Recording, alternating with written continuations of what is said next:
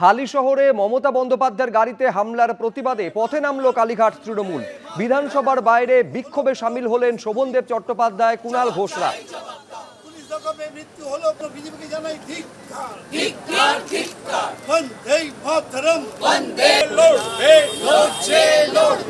মমতা বন্দ্যোপাধ্যায়ের উপর হামলার প্রতিবাদে আজ সারা রাজ্য জুড়ে ব্যানার্জির উপর আক্রমণ হলো কেন? বিজেপির জবাব দাও।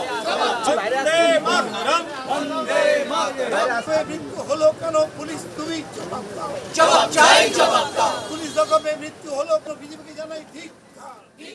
গতকাল আপনারা জানেন যে বিরজু ক্যাওটের বাড়িতে যাওয়ার সময় মমতা বন্দ্যোপাধ্যায়ের গাড়ির ওপরে হামলার ঘটনা ঘটে। তা নিয়ে মমতা বন্দ্যোপাধ্যায় অভিযোগ করেছিলেন যে আমার গাড়িতে বিজেপির লোকেরা ইট মেরেছে, পুলিশের সামনে আমার গাড়িতে হামলা হয়েছে বলে গতকালই অভিযোগ করেছিলেন মমতা বন্দ্যোপাধ্যায়। মৃতের স্ত্রীকে আমাদের সঙ্গে কথা বলতে পর্যন্ত দেওয়া হয়নি। আর কি বলেছিলেন গতকাল দেখুন। বাইরে থেকে বিজেপি লুম্পেন জোগাড় করেছে, তারা আমাদের গাড়িতে অশ্রাব্য গালিগালাজ এবং এত বড় বড় ইট মেরেছে। আপনারা গাড়িটা দেখুন, পুরো গাড়িতে ইট মারতে মারতে আমাদের এসছি। আমরা তীব্র নিন্দা করছি, ধিক্কার জানাচ্ছি।